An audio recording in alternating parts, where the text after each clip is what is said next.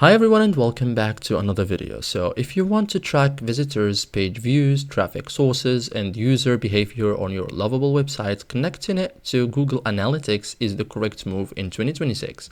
So most tracking issues come from using the wrong ID, placing the code incorrectly, or forgetting to publish. So we will avoid all of that. In this step-by-step guide, I will show you how to connect Lovable to Google Analytics in 2026 like a pro.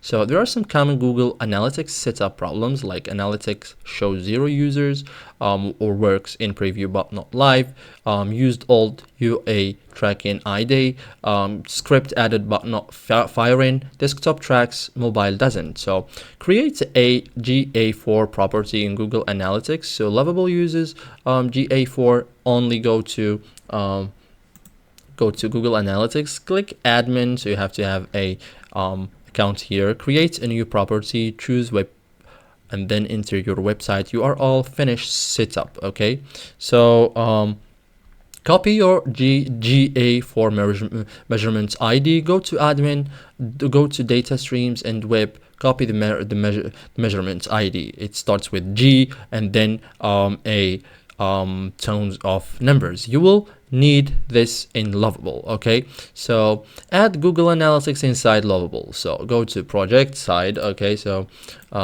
site settings, integrations, and then or analytics, paste your GA4 measurement ID and then tap save. This automatically loads analytics on all pages. So thank you guys for watching this video and see you guys in the next tutorial.